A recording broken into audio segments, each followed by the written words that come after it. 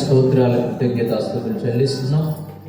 ఈ రాత్రి వేళ మాకు ఈ ధన్యత, ఈ గొప్ప భాగ్యం, ఈ కృపను మాకు అనుగ్రహించినందుకు స్తోత్రం. నీ పాద సన్నిధిలో మరొకసారి ఇలా కూడుకుని ఆరాధించి, స్తుతించి, మహిమపరిచి, ఘనపరచుటకు అయ్యా మంచి అవకాశాన్ని మాకు కలిగించినందుకు స్తోత్రం. అయ్యా ప్రభువా, మాకు ఇచ్చిన సమాధానం కొరకై, మాకు ఇచ్చిన నెమ్మది కొరకై నీకు స్తోత్రం. మా పట్ల మీరు అనుగ్రహించిన ఆశీర్వాదములన్నిటి కొరకై స్తోత్రాలు, కృతజ్ఞతలు, వందనాలు చెల్లిస్తున్నాం నాయన. ప్రభువా, ఈ మిగిలిన సమయాన్ని మీ దయగలిగిన హస్తాలకు అప్పగిస్తున్నాం. ప్రభువా, మీ సన్నిధి ఉంచండి, మీ ప్రసన్నతను ఉంచండి. అయ్యా, కూడి వచ్చిన బిడ్డలందరినీ దర్శించండి, ఆశీర్వదించండి. అయ్యా, వారి హృదయములలో నెమ్మదిని కలుగ చేయండి. నీ మాటలు శ్రద్ధగా వినుటకు అయ్యా ప్రభువా, వినగలిగిన చెవులు, గ్రహించు మనస్సు దయచేయండి. ఆత్మలో బలపరచండి, ఆత్మలో స్థిరపరచండి తండ్రి. స్తోత్రం. సంఘాన్ని ఆశీర్వదించండి, సరిహద్దులు విశాలపరచండి. సంఘం పట్ల నీ ఆలోచన, నీ ప్రణాళిక నెరవేర్చమని ప్రార్థన చేస్తున్నాం. దేవా, అయ్యా, అనారోగ్య స్థితిలో ఉన్న బిడ్డలందరి కొరకు ప్రార్థిస్తున్నాం. ప్రార్థన సహాయం కోరిన బిడ్డలందరి కొరకు ప్రార్థిస్తున్నాం. తండ్రి, నీ కుమారుడు అశోక్ గారి కుమారుడు తిమోతి కొరకు ప్రార్థిస్తున్నాం నాయన. భుజముపై అయ్యా గాయం చేత చిన్న ఆపరేషన్ జరిగిందని అయ్యా మాకు తెలియజేశారు. అయ్యా, బిడ్డల కొరకు ప్రార్థిస్తున్నాం. ఆ కుమారుణ్ణి మీరు ముట్టండి, ఆ గాయమును మీరు మాట్లాడండి, స్వస్థపరచండి, విడుదల కలిగించండి. సంపూర్ణమైన స్వస్థత, సంపూర్ణమైన విడుదల యేసు నామములో ప్రకటిస్తున్నాం. యేసు నామములో విడుదల కలుగునుగాక. ఎలాంటి సమస్య లేకుండా ప్రభువా, సంపూర్ణమైనటువంటి ఆరోగ్యాన్ని కుమారునికి దయచేసి మీరు బలపరచండి తండ్రి. నీకు స్తోత్రం నాయన, నీకు వందనాలు చెల్లిస్తున్నాం. అలాగే బలహీనత స్థితిలో ఉన్నటువంటి ప్రతి ఒక్కరి కొరకై పేరు పేరున ప్రార్థన చేస్తున్నాం. ప్రతి ఒక్కరిని బలపరచండి, స్వస్థపరచండి, మంచి ఆరోగ్యములు దయచేయండి. మహోన్నతుడానికి స్తోత్రం. అయ్యా, కూడి వచ్చిన ఒక్కొక్కరిని పేరు పేరున దీవించండి, బలపరచండి. ఈ సమయం అంతటిని మీ దయగలిగిన హస్తాలకు అప్పగిస్తున్నాం. నీ మాటల చేత మమ్మలందరినీ బలపరచమని, ధైర్యపరచమని, స్థిరపరచమని యేసు నామములో ప్రార్థించి పొంది ఉన్నాము తండ్రి. ఆమేన్. వాక్యం చదువుకుందాం. వాక్యాన్ని చదువుకుందాం. హెబ్రీలకు రాసిన పత్రిక, హెబ్రీలకు రాసిన పత్రిక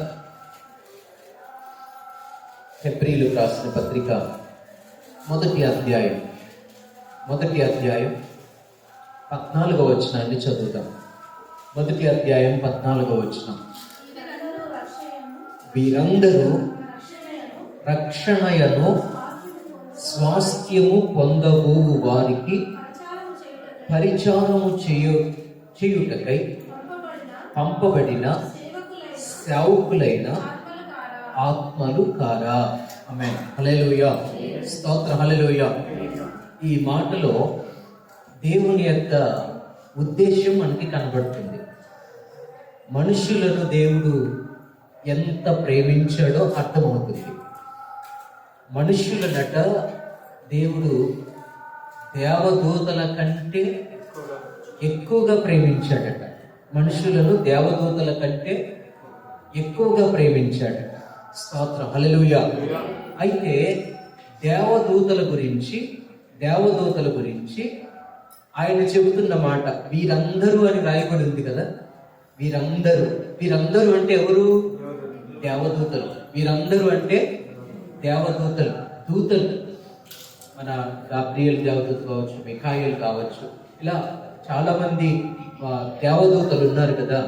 స్తుతించేవారు కావచ్చు, వర్తమానం పంపించేవాళ్ళు కావచ్చు, తీసుకుని కావచ్చు, ఏమైనా కావచ్చు. దూతలందరూ కూడా, దేవదూతలందరూ కూడా అంటే వీరందరూ అంటే దేవదూతలందరూ రక్షణయను స్వాస్థ్యము పొందబోవు వారికి.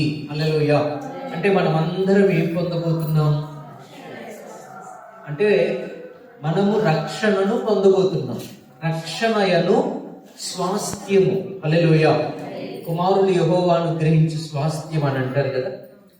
కుమారులు యెహోవాను గ్రహించు స్వాస్థ్యము అని.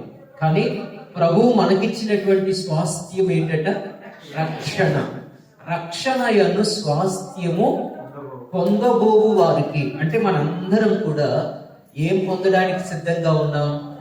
రక్షణ అనే స్వాస్థ్యాన్ని పొందడానికి సిద్ధంగా ఉన్నాం. అలాంటి మనకి పరిచారము చేయుటకై, పరిచర్య చేయుటకై, హల్లెలూయా, అంటే దేవదూతలు మనకి ఏం చేస్తున్నారని?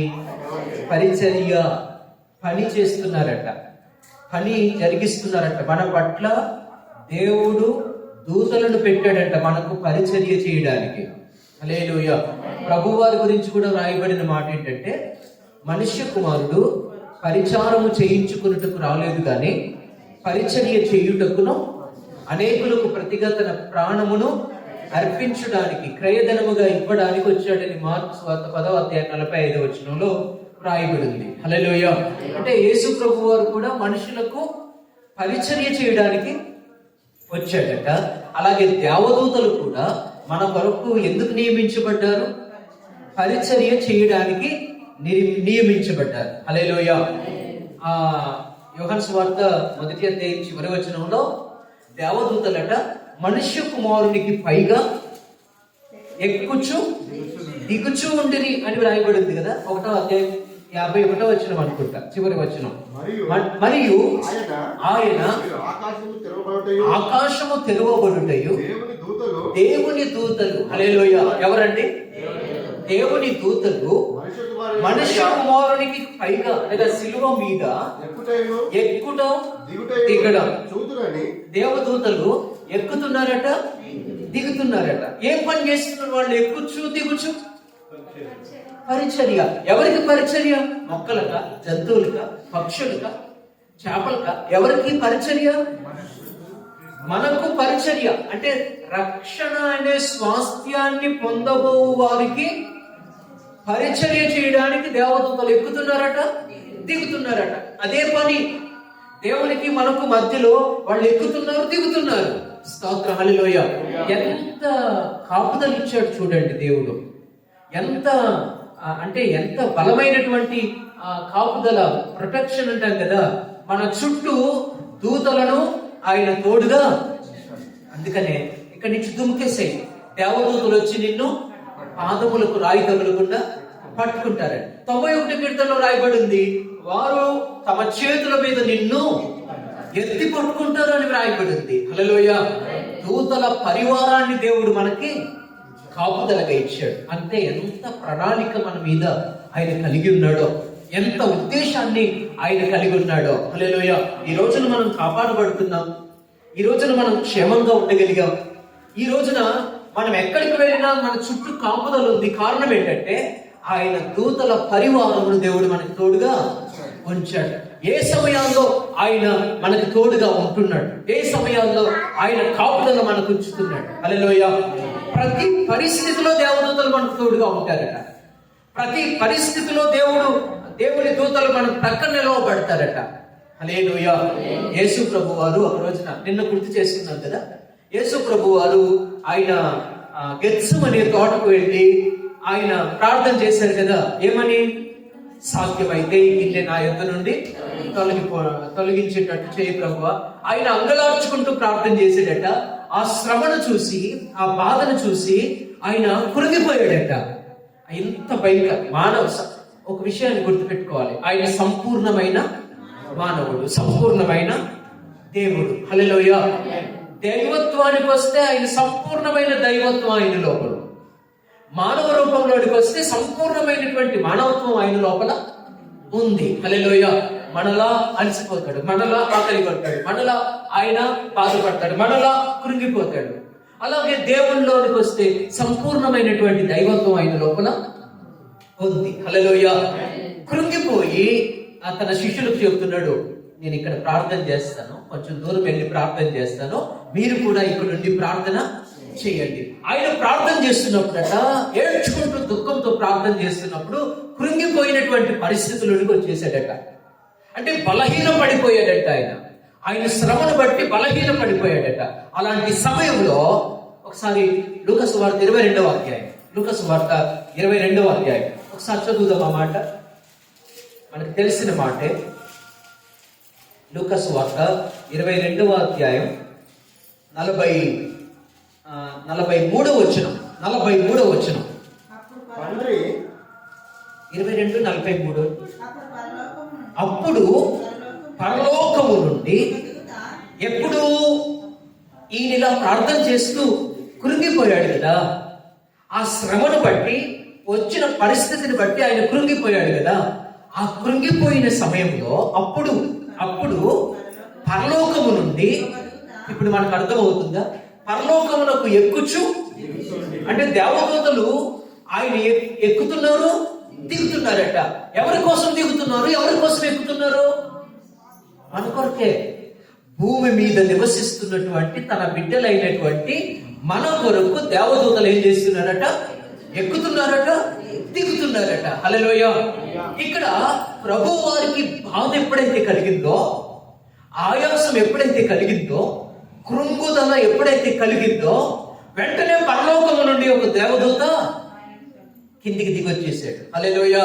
ఈ రోజున మనం బాధపడుతుంటే, మనం క్లిష్ట పరిస్థితుల్లో ఉంటే, ఆయాసకరమైన పరిస్థితుల్లో ఉంటే, ఏదైనా ప్రమాదంలో ఉంటే, లేకపోతే లేవలేని పరిస్థితుల్లో కృంగిపోయి అంటే మానసికంగా అలసిపోయినటువంటి పరిస్థితులు కనుక ఉంటే, వెంటనే మన కొరకు పరిచర్య చేయడానికి దేవదూతలు దిగొచ్చేస్తారట. హల్లెలూయా.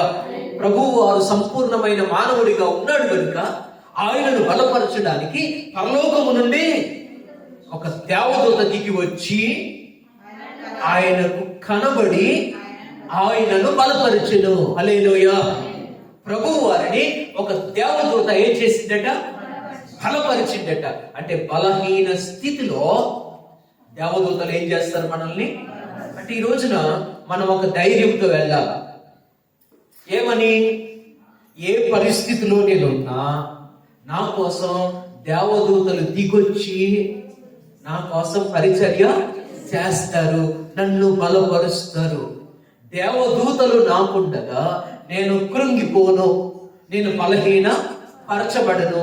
ఎట్టి పరిస్థితుల్లోనైనాను దేవదూతలు నన్ను బలపరుస్తారు. హల్లెలూయా. ఎక్కడి నుంచి వస్తున్నారు దేవదూతలు? పరలోకము నుండి ఆజ్ఞ పొంది వెంటనే మన వరకు వారు స్తోత్రం. హల్లెలూయా. ఒక మాట, దేవదూతలు ఎక్కడి నుంచి వస్తున్నారట? పరలోకం నుండి వస్తున్నారు. పరలోకం నుండి వస్తున్నారంటే ఎవరి ఆజ్ఞ పొంది వస్తారు? దేవుని ఆజ్ఞ పొంది వస్తారు. ఎలాంటి వారి దగ్గరికి వస్తారు? ఎలాంటి వారైతే వస్తారు? మనుషులందరూ బాధపడుతుంటే మాత్రం దేవదూతలు దిగొచ్చేసి వాళ్ళకి ఏం పని లేదని ఇదే పని మీద ఉంటారా? మనుషులందరికీ దిగొచ్చి బలపరుస్తారా? ఏమండి, మనకి ముందే చదివినాం, రక్షణయను స్వాస్థ్యమును పొందబోవు వారికి పరిచర్య చేయడానికి. హల్లెలూయా. ఒక ఉదాహరణగా చెప్పుకుంటే దానియేలుని ఎక్కడ పడేశారు? ఎక్కడ పడేశారండి? సింహముల బోన్లో పడేశారట. సింహాలు చాలా ఆకలిగా ఉన్నాయి కదా, ఎంత భయంకరమైన పరిస్థితి అది. హల్లెలూయా. క్షణాల్లో ఎముకలు కూడా దొరకకుండా తినేటంత ఆకలి ఉందట. ఎవరికి? సింహములకు. హల్లెలూయా. మరి ఆ దానియేలు సింహము బోనులో పడవేసినప్పుడు అవి నోరు తెరవలేకపోయాయి. ఏమిటి? సింహాలు అంత ఆకలితో ఉన్నా నోరు మూసుకొని కూర్చున్నాయి. దానియేలు దగ్గరకు వెళ్ళడానికి వాటికి అనుమతి. ఏమిటి కారణం? ఏమిటంటారు? ఒక మాట అదే అధ్యాయంలో ఒక మాట చదువుదాం. దానియేలు గ్రంథం 6వ అధ్యాయం. అక్కడ ఆ పదం మనం చదివితే చాలా మనకి మాధుర్యం కనబడుతుంది. 6వ అధ్యాయం 22వ వచనం చదవండి. దానియేలు గ్రంథం 6వ అధ్యాయం 22వ వచనం. నేను నా దేవుని దృష్టికి స్తోత్రం. హల్లెలూయా. ఇది మాట. ఆమేన్. హల్లెలూయా. దానియేలు ఏమంటున్నాడంటే, స్తోత్రం కలుగును గాక. హల్లెలూయా. పొద్దున్నే రాజుగారు పొద్దున్నే రాత్రంతా నిద్రపోకుండా దానియేలుకి ఏమైందో ఉన్నాడో లేదో అని పొద్దున్నే తెల్లారుజామున వచ్చేసి దానియేలు, సజీవుడు అయినటువంటి దేవుణ్ణి నమ్ముకున్నటువంటి దానియేలు, నువ్వు బాగానే ఉన్నావు కదా, నీకేం అపాయం కలగలేదు కదా అని అడిగితే అప్పుడు దానియేలు లోపల నుంచి మాట్లాడుతున్న మాట ఇది. ఏమని? హల్లెలూయా. నేను ఈ మాట చాలా మన మనసులో పెట్టుకోవాలి. నేను ఈ రోజున సింహాల బోన్లో పడవేసిన సింహము నోటు నుంచి కాపాడబడ్డానంటే, అవి అంత ఆకలిగా ఉన్నా నన్నేమి ముట్టకుండా ఉండగలిగాయంటే దానికి కారణం ఏంటి తెలుసా? ఏమంటారు? నేను నా దేవుని దృష్టికి నిర్దోషినిగా కనబడ్డాను. హల్లెలూయా. ఈ రోజున అపాయము నా దగ్గరికి రాకుండా ఉండడానికి కారణం, ఆ కష్టం నన్ను మింగివేయకుండా ఉండడానికి గల కారణం, ఈరోజు మరణించవలసిన వాడిని మరణించకుండా ఉండడానికి గల కారణం ఏంటంటే, నా దేవుని దృష్టికి నేను నిర్దోషినిగా కనబడ్డాను. హల్లెలూయా, హల్లెలూయా. ఏమిటండి? నా దేవుని దృష్టికి నేను నిర్దోషినిగా కనబడ్డాను. నిర్దోషిని కాబట్టి, నా లోపల ఎలాంటి పొరపాటు లేదు కాబట్టి, నా దగ్గర తప్పిదం అనేది కనబడలేదు కాబట్టి, నా దేవుడు చూసినప్పుడు నా ఆంతర్యం శుద్ధిగా ఉంది కాబట్టి, చదవండి, ఆయన తన దూతను పంపించేశాడు. హల్లెలూయా.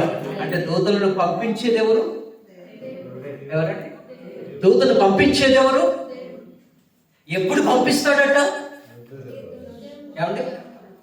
నేను నిర్దోషినిగా నా దేవునికి కనబడ్డాను కాబట్టి దేవుని దూతను ఆయనే నా దగ్గరికి, ఒకవేళ నేను కూడా వేషధారినైతే, నేను కూడా ఒకవేళ అంత భక్తిపరుణ్ణి కాకపోతే, స్వార్థంతోనే బ్రతుకుతున్నట్లయితే, దేవదూతను ఆయన పంపించి ఉండేవాడు కాడు. నిర్దోషినిగా కనబడింది కనుక ఆయన నా నిర్దోషత్వమును బట్టి దేవదూతను నా దగ్గరికి సింహాల బోన్లోనికి పంపించాడు. హల్లెలూయా.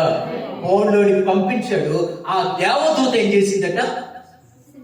సింహముల నోళ్లను, దేవదూత చేసిన పని, ఏడ్చుకుంటూ కృంగిపోయిన సమయంలో ప్రక్కన నిలవబడి దేవదూత వచ్చి యేసు ప్రభు వారిని బలపరిచింది.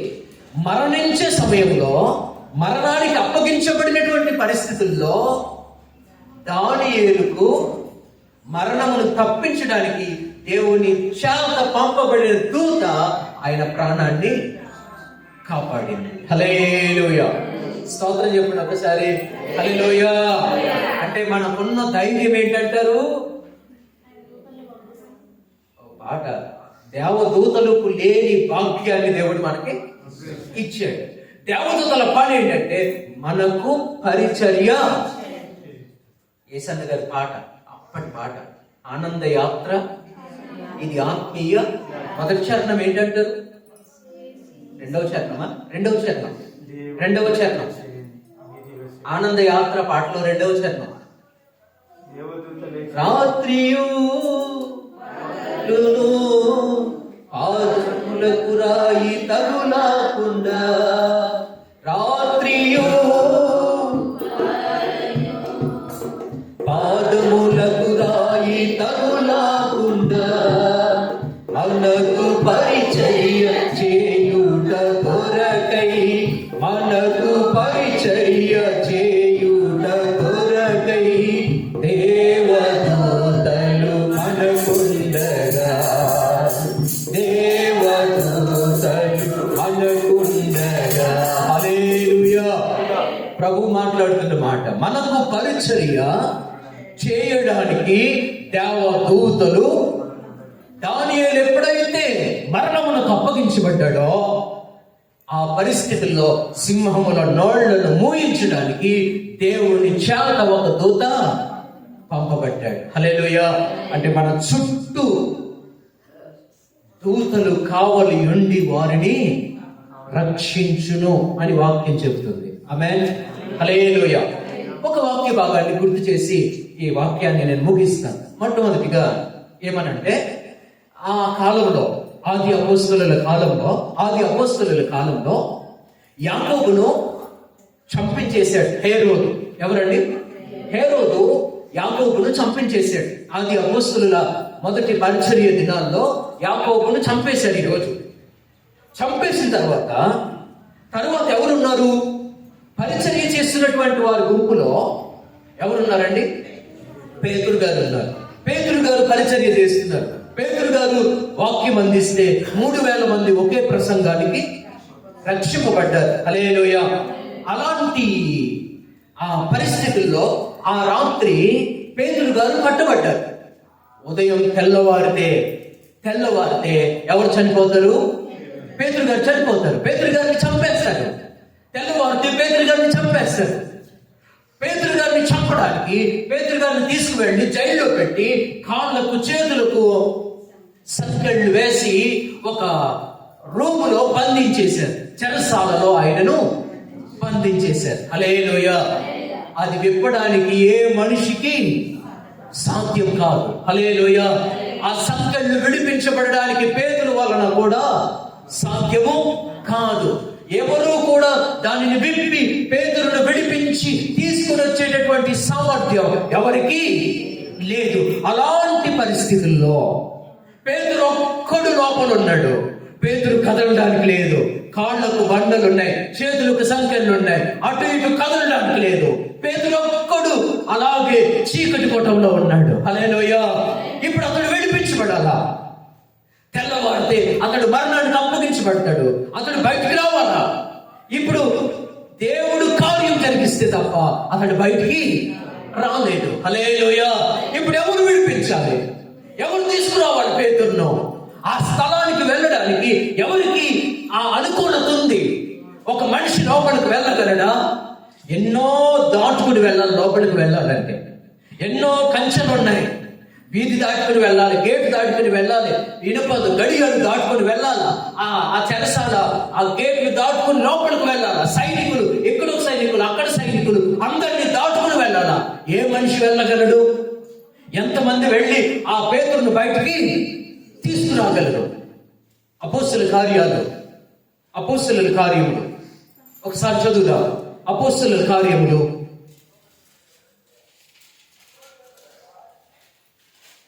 12వ అధ్యాయం. అపోస్తలుల కార్యములు 12వ అధ్యాయం 7వ వచనం. ఇదిగో ప్రభువు దూత అతని దగ్గర నిలిచెను. స్తోత్రం. హల్లెలూయా. ఇప్పుడు చెప్పండి, దేవదూతలు ఎక్కుచు దిగుచూ నుండిరి.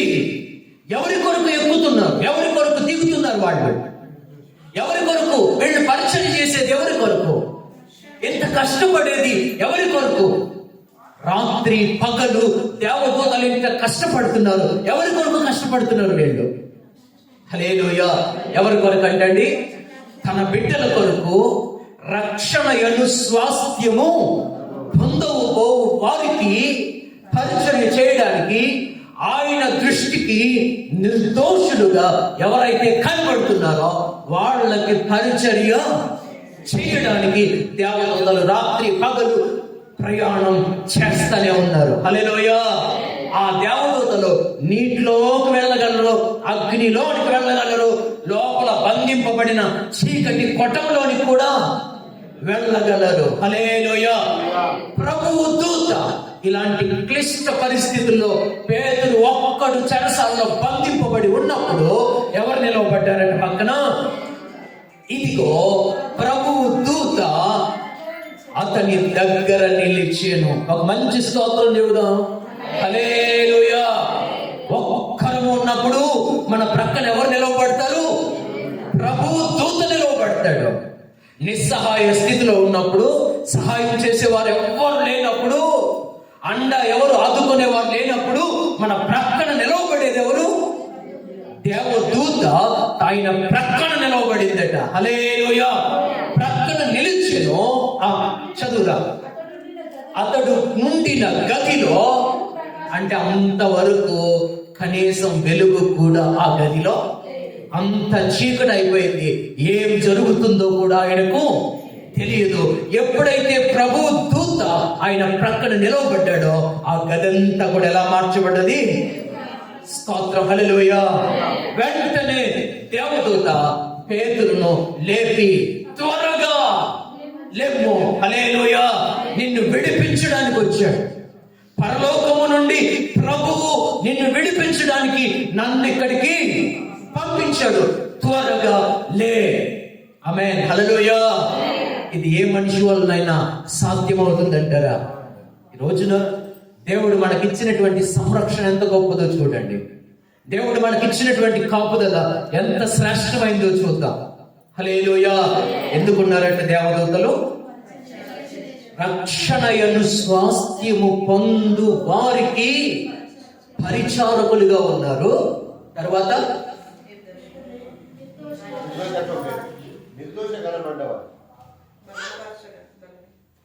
హెబ్రీ 1:14 చదువుతున్నారా?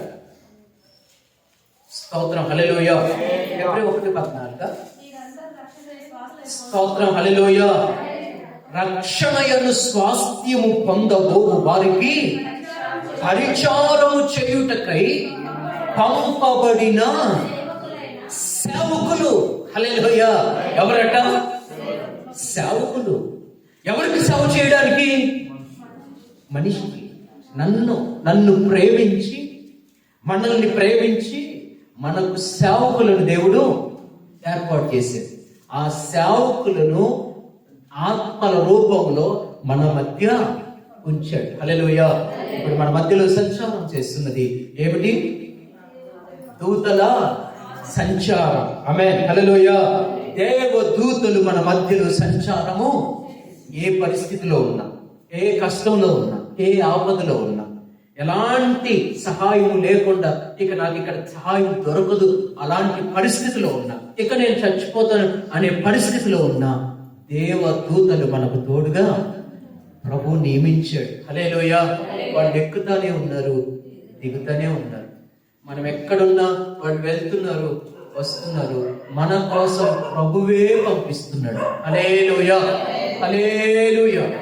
అలాంటి దేవదూతల సంరక్షణలో మనం ఎదుగుతూ ఉన్నాం. రక్షణ పొందేంత వరకు వారు మనల్ని తోడుగా ఉండి నడిపిస్తాడు. కాబట్టి దేనికి భయపడాల్సినటువంటి అవసరం? విశ్వాసంలో, ప్రార్థనలో నిర్దోషత్వంగా గనుక మనం ఉంటే, దోషం లేకుండా ఉంటే, పొరపాటు లేకుండా ఉంటే, వెంటనే దూత మన యొద్దకు పంపబడతాడు. హల్లెలూయా. దేవదూతలు మన చుట్టూ ఆవరిస్తారు. ఆమేన్, హల్లెలూయా. అలాంటి గొప్ప కాపుదలలో మనం ముందుకు కొనసాగుదుము గాక. ఆయన సంరక్షణలో, విశ్వాస యాత్రలో కొనసాగి ఈ యాత్రను ముగించుదుము గాక. ప్రార్థన చేసుకుందాం. కళ్ళు వంచండి, ప్రార్థన చేసుకుందాం.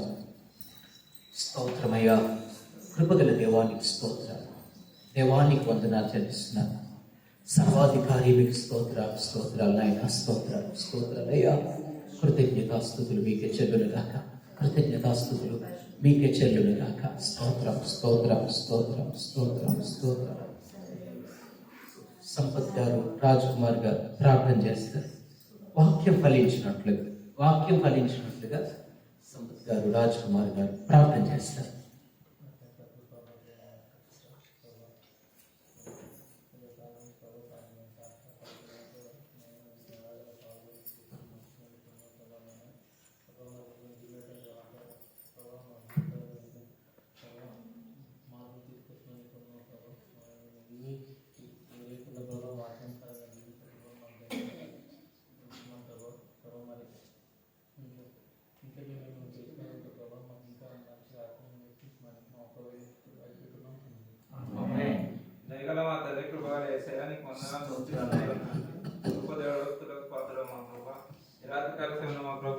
మందిరంలో కూడి మా ప్రభా నిశ్చితమైన కృపను దయచేసిన విధానం బట్టి స్తోత్రం మా ప్రభా.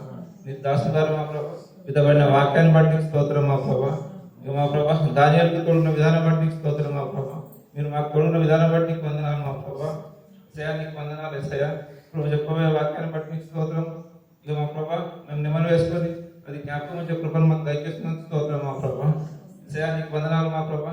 ఇక పరిచారం ఎలా చేయాలో మా ప్రభా మీరు మాకు చూపించే విధానం బట్టి స్తోత్రం మా ప్రభా. దేవాయసా నీకు వందనాలు మా ప్రభా. వచ్చిన బిడ్డలను బట్టి నీకు వందనాలు మా ప్రభా.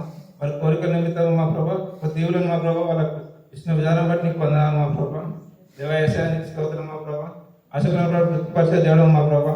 రాని బిడ్డలు మా ప్రభా వాళ్ళని జ్ఞాపకం చేసుకొని మా ప్రభా వాళ్ళకి కావాల్సిన మా ప్రభా ఏమైనా దయచేసిన స్తోత్రం మా ప్రభా చేయానికి వందనాలు మా ప్రభా మా ప్రభా ఈ వాక్యాన్ని మా ప్రభా మా కుటుంబంలో మా ప్రభా ప్రతిదినం మా ప్రభా జ్ఞాపకం చేసుకున్న కృపను దయచేయగలమని విసిపెట్టుకుంటున్నాం మా తండ్రి.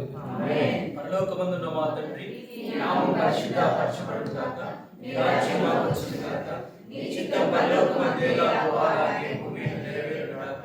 మాకు కావలసిన ఆహారాన్ని మాకు దయచేయు, మా రుణస్థులను మేము క్షమించిన ప్రకారం మాకు క్షమించుము, మమ్మల్ని శోధనలోకి తేక తప్పించుము, ఎందుకంటే రాజ్యం బలం మహిమ నిరంతరం నీవైనావు తండ్రి. ఆమేన్. పరమ తండ్రి అయిన దేవుని ప్రేమ, ఆయన కుమారుడును మన రక్షకుడైన యేసుక్రీస్తు కృప, పరిశుద్ధాత్మ యొక్క అన్యోన్య సహవాసం, సమాధానము, నెమ్మది మనందరికీ, మన కుటుంబాలకు, సంఘమంతటికి ఎల్లప్పుడూ తోడై ఉండి నడిపించును గాక. ఆమేన్.